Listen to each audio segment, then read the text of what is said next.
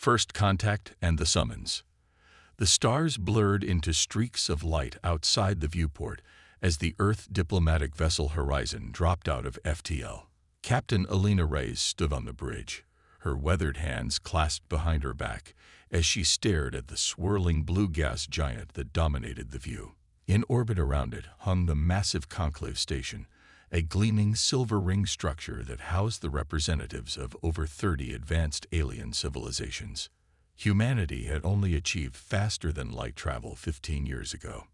In cosmic terms, they were infants who had just learned to crawl, suddenly thrust into a playground full of beings who had been running for millennia. The Galactic Conclave had largely ignored Earth's attempts at diplomatic relations, treating humans as curiosities at best and nuisances at worst. Until now. Message coming through, Captain, Lieutenant Park announced from the communication station. They're instructing us to proceed to Docking Bay 17. Standard approach vectors are being transmitted. Alina nodded. Acknowledge their instructions and proceed as directed. And Lieutenant, record everything. I want every interaction logged. Yes, Captain. Alina turned to her XO, Commander Jackson. Tell me again why the most powerful governing body in the known galaxy suddenly wants to hear from us after 15 years of giving us the cold shoulder. Jackson shrugged his broad shoulders. The official invitation cited mutual benefit and understanding, but intelligence has picked up rumors. Let me guess, not the friendly kind. No, ma'am. Word is several of the elder species have concerns about our expansion rate. We've established colonies on 11 worlds in just 15 years. Apparently, that's unprecedented. Alina snorted. So we're being called in for a scolding. Or worse, the Taurans were similarly summoned 60 years ago. Their territorial rights were severely restricted afterward. That news settled like a stone in Alina's stomach. Earth's growing population needed those colony worlds. With the environmental restoration of Earth still ongoing after the climate wars, the colonies were humanity's lifeline, not just economically, but psychologically. The stars had given people hope again. We won't let that happen, she said firmly. Brief the delegation one more time. I want everyone sharp for this. As the Horizon approached the massive station, Alina retreated to her quarters. The summons had come with little warning, giving them barely 3 weeks to prepare.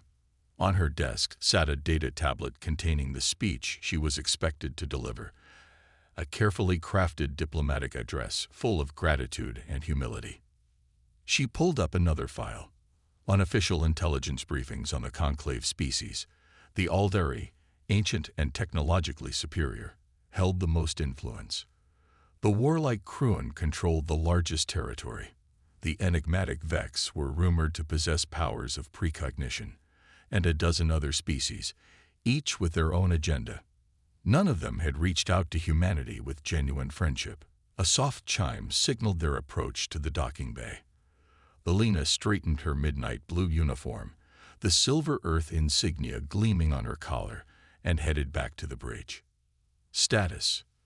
Docking procedures initiated, reported Lieutenant Chen from the helm. Station control has taken over guidance systems. Alina nodded. Standard protocol. Let them guide us in. The Horizon slid smoothly into an enormous docking bay where a reception committee awaited. Through the viewport, Alina could see a group of beings, the varied morphologies of the conclave species on display. Tall, willowy Aldari with their luminescent skin. Stocky, armored Kruan. Floating, translucent Vex. And at the center, a being Alina recognized from briefings as Cloverin, the conclave first speaker. Looks like we rate a high-level welcome, Jackson murmured. That's unexpected. Let's not read too much into it, Alina replied. Prepare the delegation for disembarkation. 20 minutes later, Alina led her team down the Horizon's ramp. The air in the docking bay carried a faint metallic scent and was several degrees cooler than Earth standard. The delegation, 6 humans representing Earth's unified government, stood straight-backed and dignified as they approached the waiting aliens. First speaker Cloverin stepped forward.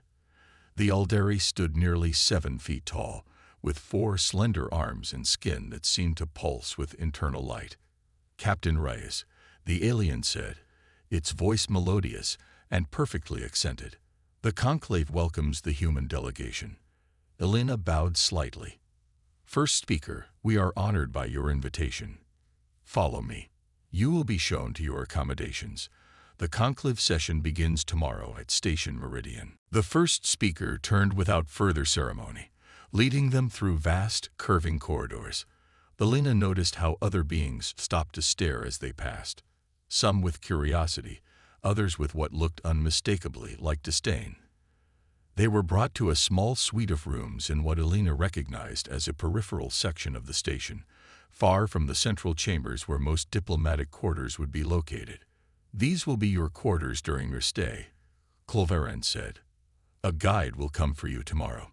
Until then, you are restricted to these rooms and the adjacent common area." Before Elena could respond, the first speaker had turned and departed with most of the reception committee. Only a single Vex remained, hovering silently. "I am Talus," the translucent being said, its voice seeming to come from everywhere and nowhere at once. "I will answer questions you may have about station protocols." "Thank you, Talus," Elena said. "May I ask why we're restricted to our quarters?" Most diplomatic delegations are allowed freedom of movement within public areas. The Vex's form rippled slightly, their equivalent of discomfort, according to the briefings. "The conclave has determined that human unfamiliarity with station customs could lead to incidents. This is for your protection." Elena exchanged glances with Jackson. This wasn't just discourtesy, it was containment. "I see. And when will we be briefed on the specific matters the conclave wishes to discuss?" "All will be explained at tomorrow's session," Talus replied. "Is there anything else?" "Not at this time." After the Vex departed, Elena gathered her team in the central room of their quarters. "Dr. Okafor, what can you tell us about our accommodations?" she asked the delegation's science officer. The Nigerian woman ran a small device over the walls and furniture. "Basic scanning shows at least 12 surveillance devices, audio and visual. They're watching everything." Elena nodded, unsurprised. "Then let's give them something to watch." "Commander Jackson, Dr. Okafor, Lieutenant Park, standard diplomatic protocols. Dr. Chen and Ambassador Kim, join me for a moment." The three moved to a small alcove where Dr. Chen activated a portable scrambler, not enough to block the surveillance completely, which would arouse suspicion, but enough to muddy the audio. "Something's not right," Elena said quietly. "This isn't how you treat a delegation you've invited for mutual benefit and understanding." Ambassador Kim nodded, her expression grave.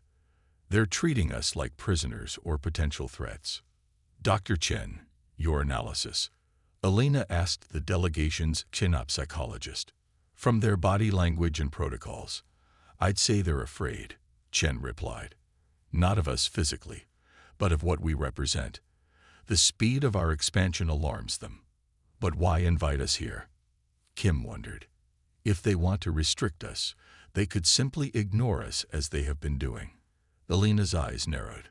"Unless they need our agreement, some form of official acknowledgement of their authority. The invitation specified that you would address the full conclave," Chen reminded her.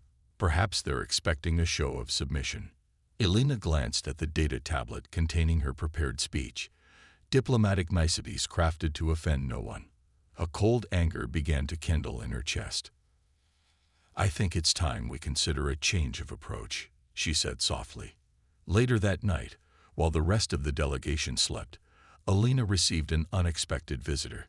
A soft chime at the door revealed Talus, the Vex guide, hovering in the corridor. "Captain Reyes, may I enter?" the being asked, its voice barely above a whisper. Elena nodded, stepping aside. The Vex floated in, its translucent form dimmed to near invisibility. "I must be brief," Talus said. "What I am doing violates conclave protocols." Elena's interest sharpened. "I'm listening." "Tomorrow, You will be brought before the conclave. They will appear to listen to your address, but the decision has already been made. The supervisory treaty has already been drafted. Supervisory treaty. Your species will be placed under the direct oversight of the conclave. Your expansion will be halted. Your technological development controlled. Conclave observers will be stationed on all human worlds. Elena's hands clenched into fists at her sides. Why are you telling me this? The Vex's form shimmered. Not all among the conclave agree with this approach. Some of us believe in true cooperation, but the elder species fear what they do not understand. And humans, you advance too quickly for their comfort. And what do you suggest we do? We won't accept being controlled. I cannot advise you, Talus replied. I can only inform.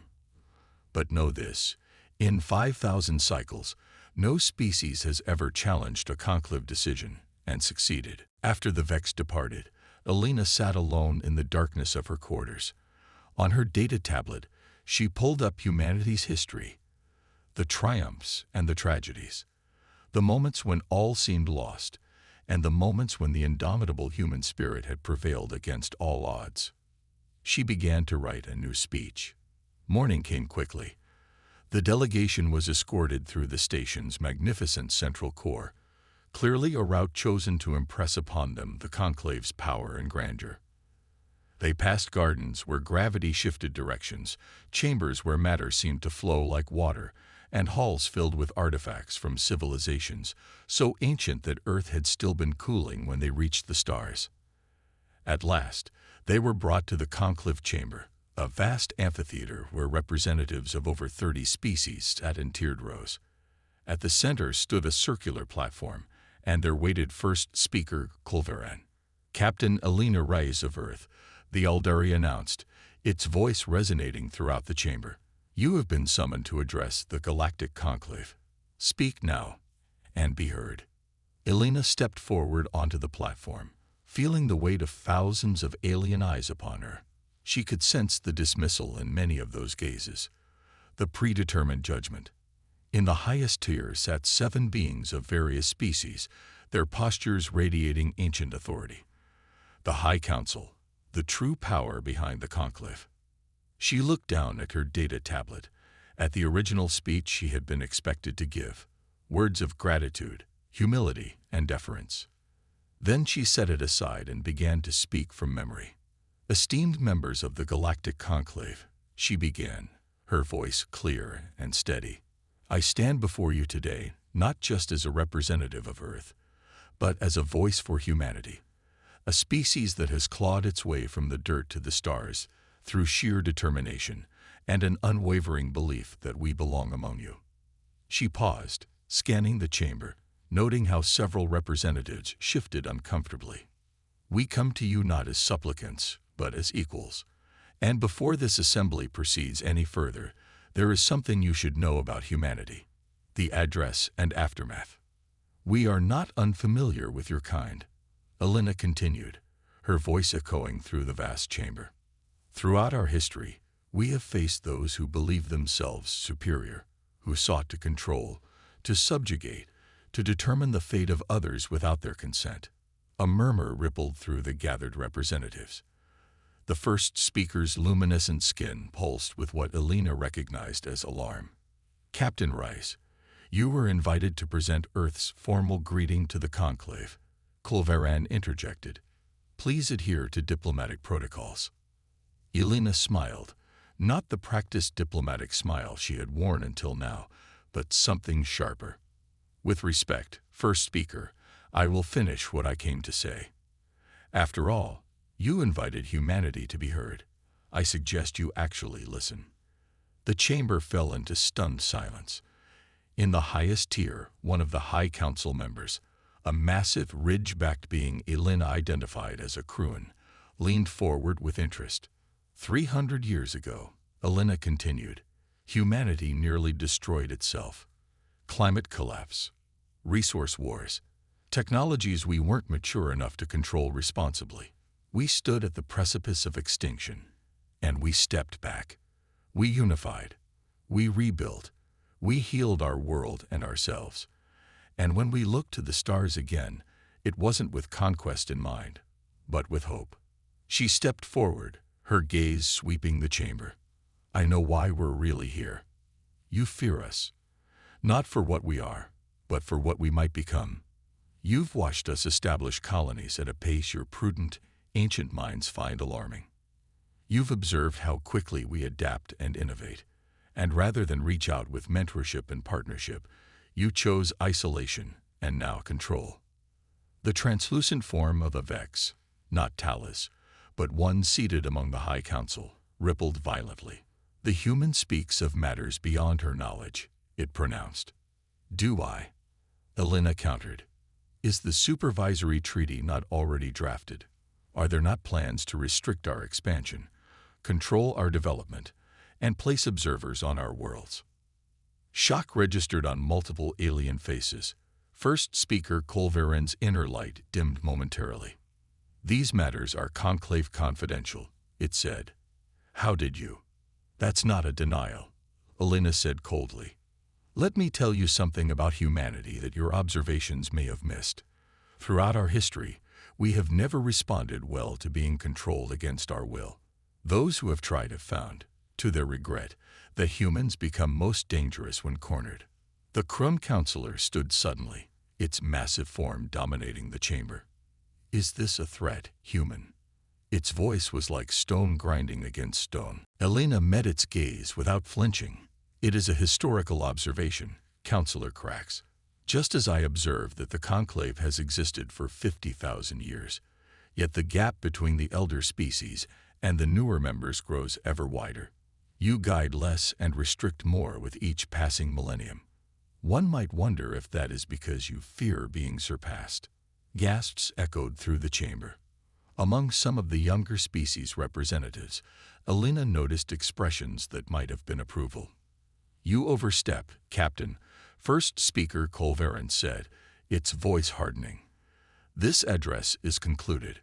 I am not finished, Elena replied, her voice cutting through the chamber like a blade. And I suggest you hear me out completely. What I have to say next may surprise you. The Aldari looked ready to order her removal, but the Krun counselor made a gesture of negation. Let the humans speak. Their audacity, at least, is refreshing. Elena nodded her thanks to the massive alien, then turned to address the entire assembly once more. Humanity does not reject the concept of the conclave. In fact, we embrace it. A forum where species can resolve differences peacefully, share knowledge, and face common threats together. This is the very ideal we have worked toward on Earth. What we reject is the current implementation, a hierarchy where the ancient dictate to the young, where fear of change masquerades as wisdom. She gestured to the vast chamber around them. You have achieved wonders, technologies beyond our current understanding. Peace among yourselves for millennia. But at what cost? Where is your curiosity? Your drive to exceed what came before? From what we have observed, the conclave has not produced a truly revolutionary innovation in over 10,000 years. You refine, you perfect, but you no longer create the truly new. A low buzz of conversation broke out among the representatives. Elena noticed several of the younger species delegates leaning forward, listening intently. What humanity offers is not submission, but partnership. Not deference, but a new perspective.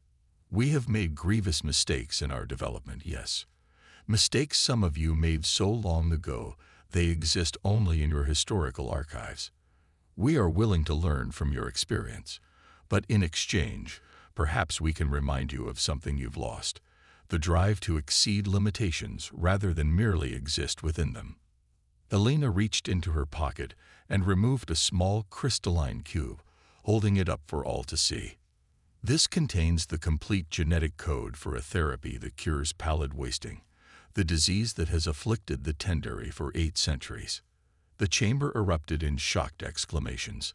The Tendari representatives, gray-skinned beings with elongated limbs, rose from their seats, their normally impassive faces showing naked hope. Our scientists developed this after studying the disease for just 3 years, Alina continued when the noise subsided. We attempted to share it through official channels 7 times over the past 2 years. Each time, conclave protocols delayed or redirected our communications. Thousands of Tendari have died in that time. She placed the cube on a small pedestal at the edge of the platform. This is yours, freely given, regardless of what happens here today. And it is just one example of what humanity can contribute if allowed to develop as a true partner rather than a supervised child. First speaker Kolveren's inner light pulsed rapidly, a sign of intense emotion among the Aldari. This is unprecedented. If what you claim is true, test it, Alina said simply. You have the technology. Verify our work. And while you do, perhaps consider this. How many other solutions, innovations, and perspectives have you lost by isolating younger species instead of embracing them? A new voice spoke, one of the High Council members Alina hadn't yet identified. It belonged to a being that appeared as a collection of crystalline rods arranged in a roughly humanoid shape. I have reviewed the human captain's claims, it said, its voice resonating like wind chimes. Our preliminary analysis suggests the therapy may indeed be viable. Furthermore, I have examined the communication records. The captain speaks truth. Their attempts to share this cure were systematically redirected. The chamber fell silent as the implications sank in. I move that the supervisory treaty be suspended pending further evaluation. The crystalline counselor continued. The evidence suggests our assessment of humanity may have been incomplete. Alden speaks wisdom, rumbled Cracks, the Crumb counselor. Let us not repeat the errors of the Morabi exclusion. Alina kept her expression neutral, but inside, she felt a surge of hope. The Morabi. She'd read about them in the intelligence briefings, a species that had been so severely restricted by the Conclave that they had eventually withdrawn from galactic society entirely, retreating to their homeworld and severing all contact. First speaker Kolveren looked troubled. This is not how the Conclave typically proceeds. Perhaps that is precisely the problem, interrupted a new voice. Talus, the Vex who had warned Alina, now hovered at the edge of the chamber. We have proceeded typically for too long, first speaker. We have confused stability with stagnation. The chamber erupted into debate. Alina remained standing silently at the center of it all, watching as factions formed and dissolved, as ancient alliances were questioned and new possibilities considered. After what seemed like hours, Cracks, the Crumb counselor, raised a massive hand for silence. When the chamber quieted, he fixed Alina with a penetrating stare. Human, your species has demonstrated both wisdom and cunning today, but words are easily spoken. If humanity truly seeks partnership rather than merely avoiding oversight, prove it with actions. Alina nodded. Name the test, counselor. The Void Blight approaches the Nayari system. Our predictive models suggest 3 of their worlds will be rendered uninhabitable within 1 standard year. The Conclave has committed resources to evacuation, but we lack sufficient capacity to save all 8 billion Nayari. Alina understood immediately. You want humanity to assist with the evacuation. Not just assist, rumbled Cracks. Lead. Show us this adaptability and innovation you prize so highly. The Blight resists our standard containment measures. If humanity can both aid in the evacuation and develop new approaches to the Blight itself. He left the sentence unfinished. We will begin immediately, Alina said without hesitation. I'll need to return to Earth to coordinate our response, but I can leave members of my delegation here to establish protocols for cooperation. The crystalline counselor, Alden, chimed softly. This is acceptable.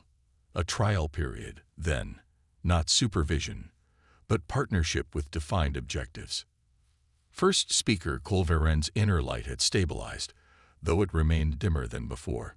It seems I am outvoted. The human proposal will be considered, and the supervisory treaty suspended pending the outcome of this test. Alina bowed slightly, the first gesture of deference she had shown since beginning her speech. The first speaker is wise. Humanity asks only for the opportunity to prove our worth as galactic citizens, not through submission, but through contribution. As the session adjourned, representatives crowded around the platform, some curious, others wary, a few openly enthusiastic. Elena found herself surrounded by Tendari, their normally reserved demeanor broken by urgent questions about the cure she had brought. Through the press of aliens, she caught Talaz's eye. The Vex inclined its translucent form slightly, the equivalent of a nod of approval. Hours later, back aboard the Horizon, Elena sat in her quarters, exhaustion finally catching up with her. Commander Jackson entered with 2 cups of coffee, handing one to his captain. "The comms have been nonstop since we returned," he said, dropping into a chair across from her. "Earth is, well, reactions are mixed. The Security Council is thrilled about the supervisory treaty being suspended. The Evacuation Authority is having kittens about the scale of the Nayari operation." Elena sipped her coffee. "And what do you think, Jackson?" He grinned. "I think you scared the hell out of some beings who haven't been scared in millennia, Captain." It was magnificent. She allowed herself a small smile. It was a gamble. If the Tendari cure hadn't gotten their attention, or if Counselor Krax hadn't been intrigued by our audacity. But they were. And now humanity has a real chance, not just to avoid being restricted, but to reshape the very nature of the conclave itself. Elena nodded, her expression turning serious. "That's the part that terrifies me. The responsibility. We'll be under intense scrutiny. Every human action will be analyzed and judged. One misstep, and the supervisory treaty could be back on the table. But if we succeed, Elena said softly, we change the course of galactic history, not just for humanity, but for all the younger species who've been held back. Maybe even for the elder species themselves, if they can remember what it means to strive rather than merely maintain." She stood and moved to the viewport, gazing out at the massive conclave station, now receding as the Horizon prepared to jump back to Earth. "We have 6 months to prepare the largest evacuation fleet in human history and develop countermeasures for a cosmic phenomenon we barely understand," she said. "And we need to do it in a way that demonstrates our worth as partners rather than threats." Jackson joined her at the viewport. "Tall order, Captain. Just another day for humanity," Elena replied with a wry smile. "We've faced extinction before and stepped back from the brink. Compared to that, this is just a complicated diplomatic mission." As the Horizon engaged its FTL drive, Elena watched the stars stretch into streaks of light. Somewhere back on that station, the balance of power that had remained unchanged for millennia was shifting, all because humanity had refused to be silenced. "No one interrupts humanity," she murmured to herself as Earth's diplomatic vessel soared toward home, carrying news that would forever change humanity's place among the stars. And everyone should really learn to listen when we speak. 3 months later, the first human evacuation ships arrived in the Nayari system.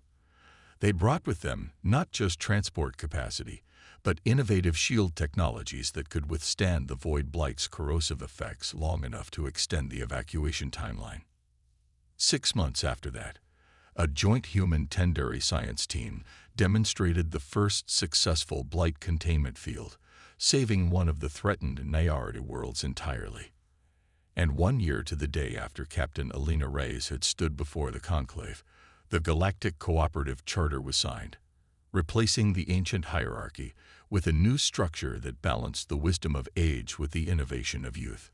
When Elena returned to the conclave station for the signing ceremony, she found it transformed. Representatives of all species mingled freely in the central chambers. Technology and knowledge that had been restricted for millennia flowed more openly between worlds. And in the great amphitheater, where she had once stood alone, a new council sat, still including the ancient elder species, but now with seats for the younger races as well, including humanity. First Speaker Kolvaren, now co-chair of the new council alongside a Nayari representative, approached Elena before the ceremony. "You were right, Captain. The Aldari said, its luminescence brighter than Elena had ever seen it. We had forgotten what it means to reach beyond what is known. The conclave maintained peace, yes, but at the cost of true progress. Elena smiled. And you were right to be cautious, first speaker. Power without wisdom is dangerous. What we've created together is stronger than what either of us could have built alone.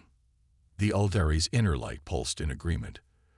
There is a human saying I have been studying. A rising tide lifts all boats. I believe we are witnessing such a tide in galactic affairs. As the ceremony began and representatives of 34 species gathered to sign the new charter, Elena caught sight of Talis hovering near the back of the chamber.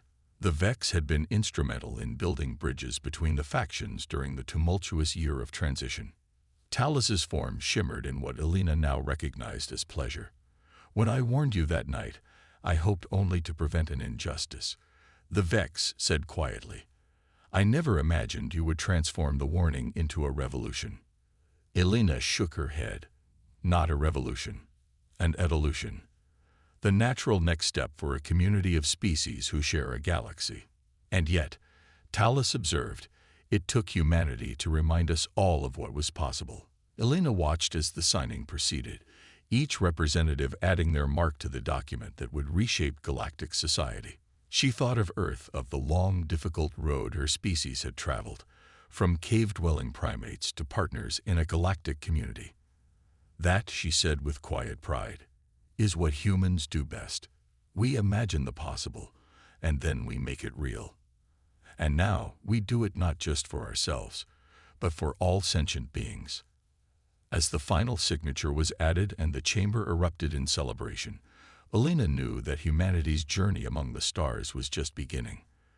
There would be challenges ahead, conflicts to resolve, new frontiers to explore. But they would face them not as supervised children or mistrusted outsiders, but as equal partners in the greatest cooperative endeavor in galactic history. And no one would dare interrupt when humanity spoke again.